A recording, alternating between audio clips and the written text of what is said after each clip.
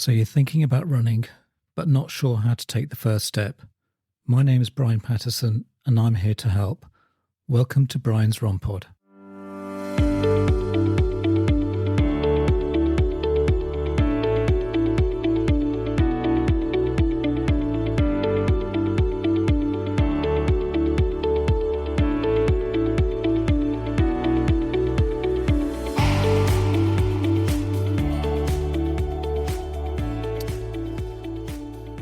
Well, welcome back to Brian's Run Pod.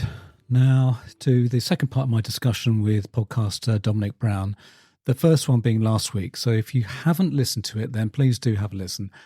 Well, today I started off by asking him how the podcast has changed from being just an audio format to video.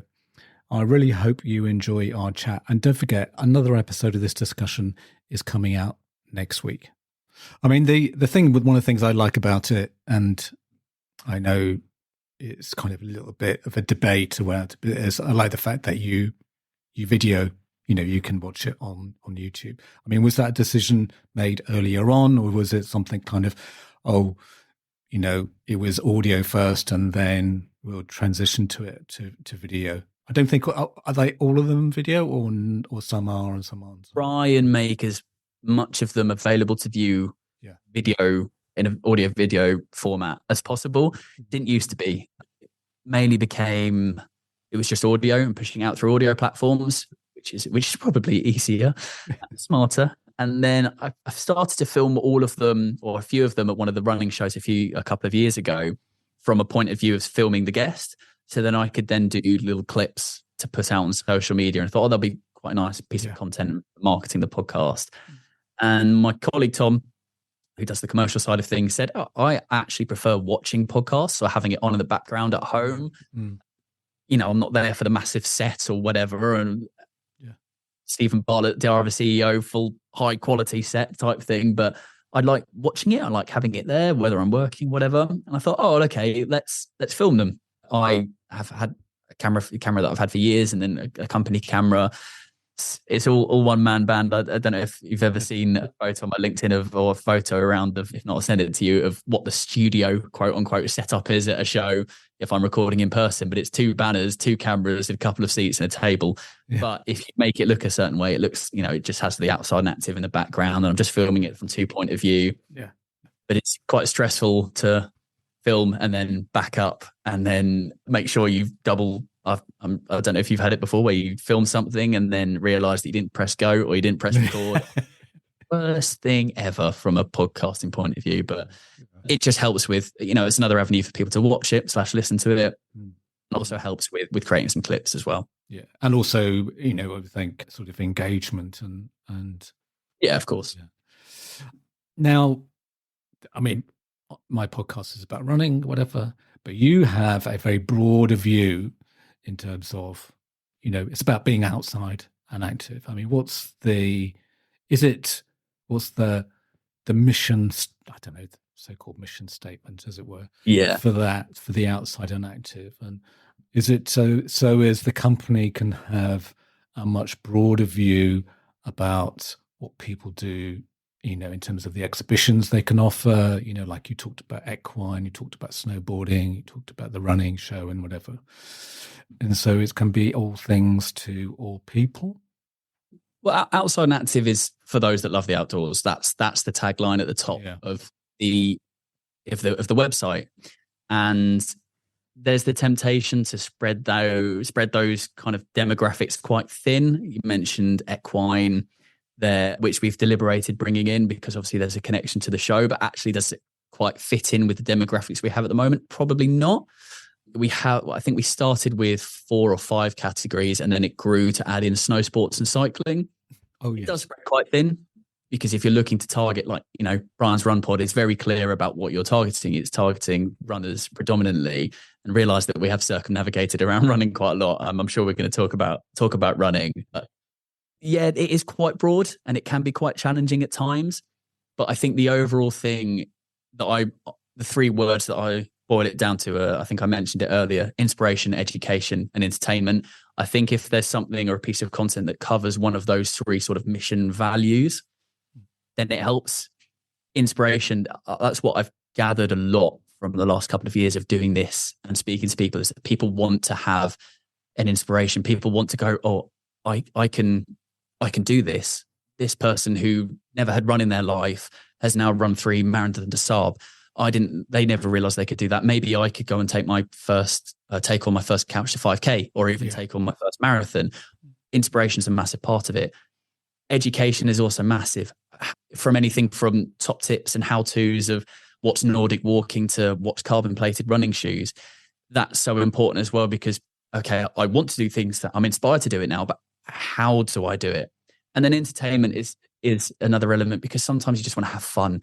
Sometimes you just want to, AI has just organized my marathon plan. How's it going to work? That it's not going to really educate someone or inspire, but it's a little bit entertaining. I think the most viewed article on our site is what the 5 scariest ultra marathons in the world. It's not going to inspire you to run any of those. Well, it might do. Some might inspire you. But it's not going to quite it's going to educate you in what they are, but it's more like entertaining. Oh, I didn't know there was a 125-mile ultra marathon through the sand in the desert. Didn't know there was an ice ultra. So I think as long as the content hits those 3 verticals, but running is the flagship for this organization, and I would say we're outside and active, and I would say covers the majority of our community running. For the reason that I just explained. Yeah. So, I mean, when you transitioned very nicely into the running, so what do people find, or what are they looking for when they're outside and active in terms of running, in terms of the shows? Are there any particular themes, or is it just very much the people who are either had been couch to 5Ks and transitioning to the next level, either to 10Ks or even to the half marathons type of people? Well, when the running show particularly started back in 2018, I joined the company in 2020, I want to say. Yeah. Or 2021, actually, the beginning of. I was basically the people that engaged with the national running show were ultramarathon runners, but real hardcore runners, the real niche market. And over the past 6 years that it's now been, and Outside and Active has sort of grown with that, it's you see a lot more of the casual runner, of the new runner, the 5 to 10Ks, the people that might run a half marathon every now and then. It's become a lot more community based. Now, don't get me wrong, we have an ultramarathon stage, we have an ultra stage that's run by the amazing guys at Bad Boy Running, hilarious guys at Bad Boy Running. Mm-hmm. And that stage is always absolutely packed. So ultra running is still very much a part of it.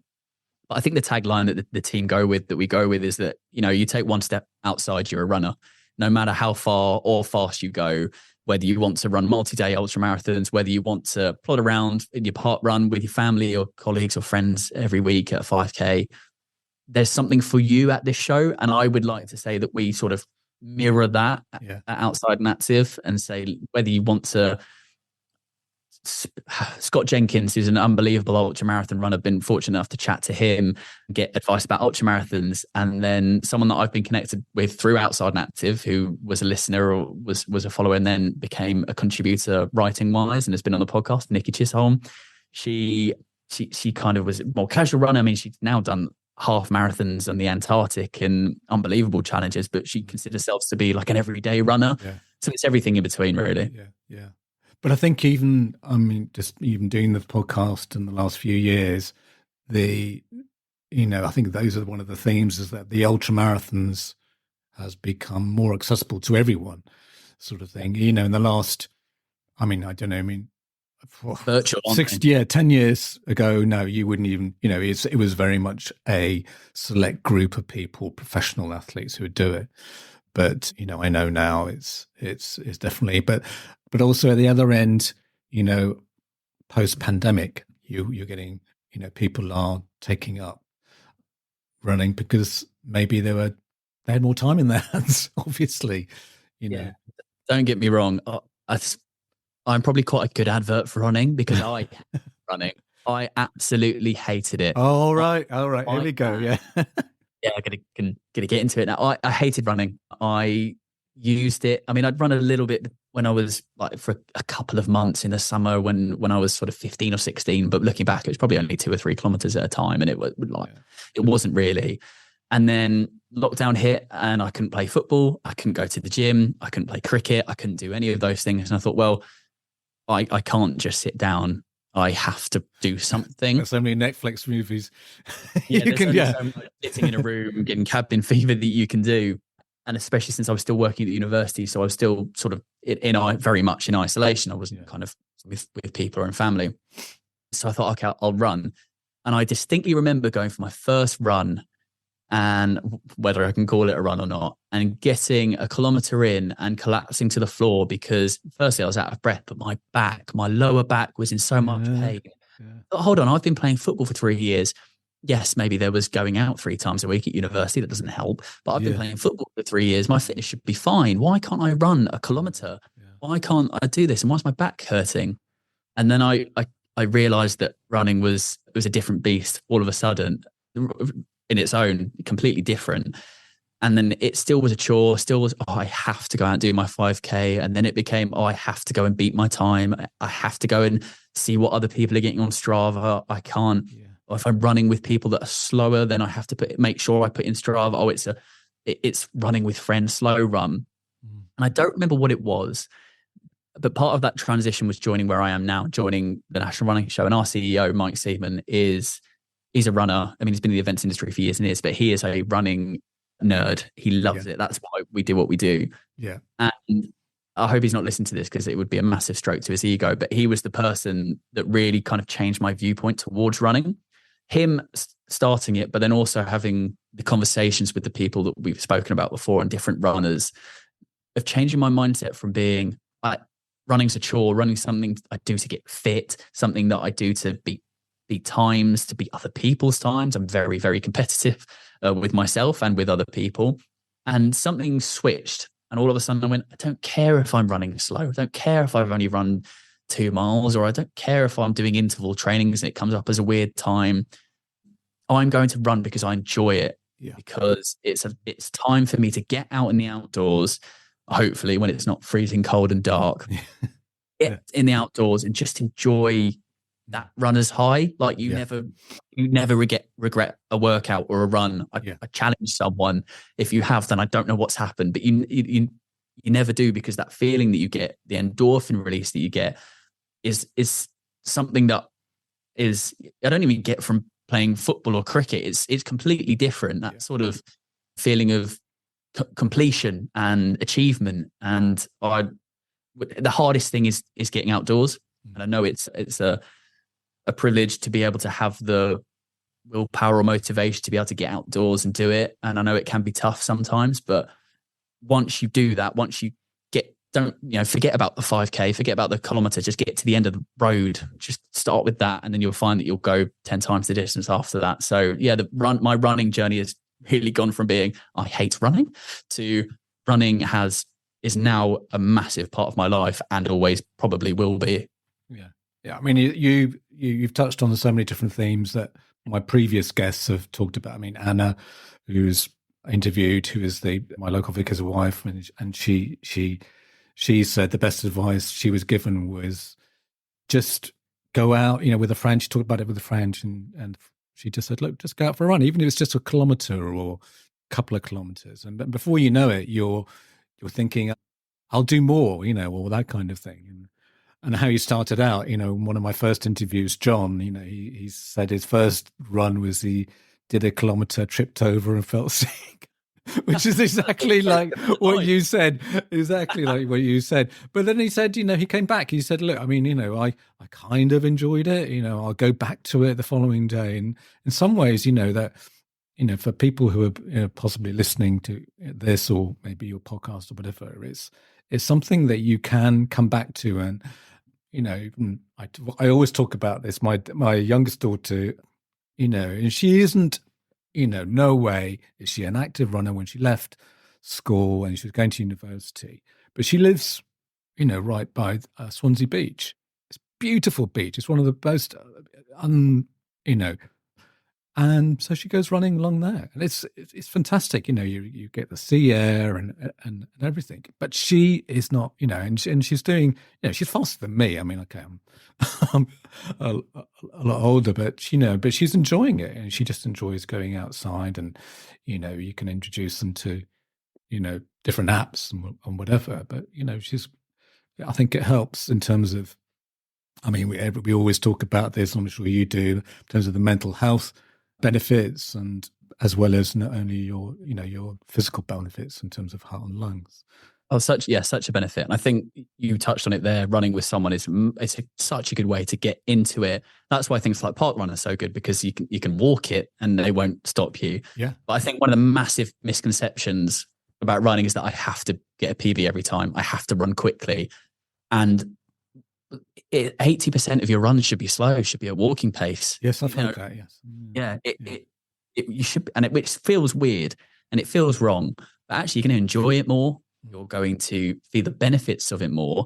And it means that actually you'll be able to get out and run the next day or the day after, instead of being, I've just tried to run my fastest for 5-10K and now I'm going to be broken for the next 3 days. So yeah, I think once and I feel like you have to do all of these rites of passage to then get to the point where I'm still learning, obviously, and I'm not trying to say that I'm an expert at running and mindset, but going through the whole competitive and Strava times and running paces, all that type of thing, to then get to the point where I am now was kind of like hoops that I had to get through. Do you, or have you followed a plan, or is it something you haven't really thought about? Let's say like a 10-week 10K plan or something like that. Never used to. I mean, I was resigned to the fact that I'd never do a marathon 3 years ago. I was like, it's just one of those things. It's like skydiving. I'll never do it. No interest. Other people, fantastic. And then fast forward 2 years, and I've taken on an ultra marathon and completed it. Wow. And that's sort of the idea of breaking through these.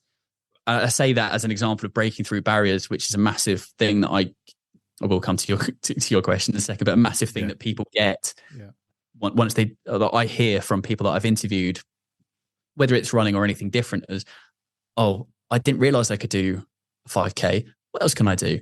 I didn't realize I could do a 10K. What else can I do? And all of a sudden, these little steps build up to the point where you go, actually, I can achieve that. And that feeling of being able to break through the glass ceiling is unbelievable. And I then was training for, I've weirdly never actually done a marathon race event. I've done a couple of marathons supporting with challenges that we've done at work, but I've never done an actual race. So twice now I've started.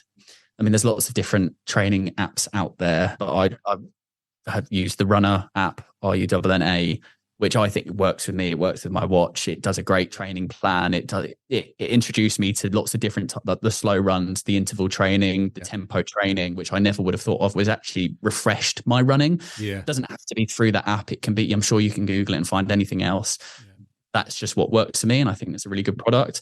Yeah. And so I have done these training things, and it really, really does work, whether you want to do 8, 12, 16 training weeks. I haven't quite got to the end yet because I've always quite injured, my own fault, nothing to do with the training.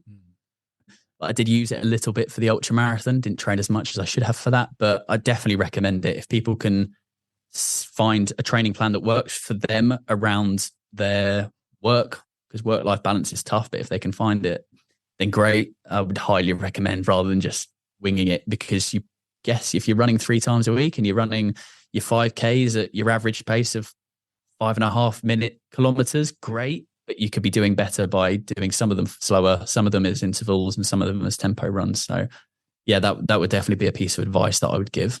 Yeah. And also it's good at this time of year, if you're doing New Year's resolutions and you've got a plan set out for you, then it gives you a kind of like a goal, and and something you kind of gradually increase your distance week by week with different types of runs, that kind of thing. Yeah, 100%. It's the perfect time of year for doing that. As long as it's a sustainable resolution, then it's not like, I'm going to run this much every single day, or I'm going to try and lose 10 kilograms in 4.5 minutes. Those sustainable resolutions we like.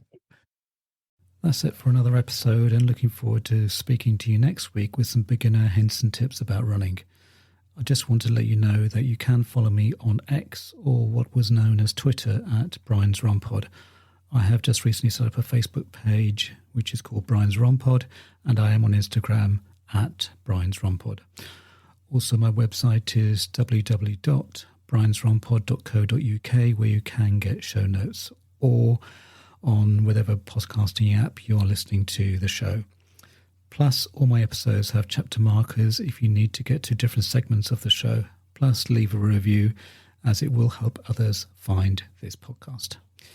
Music is Happy Day by Stock Audio, not forgetting artwork by Alice Patterson. Till next week, thanks again for listening.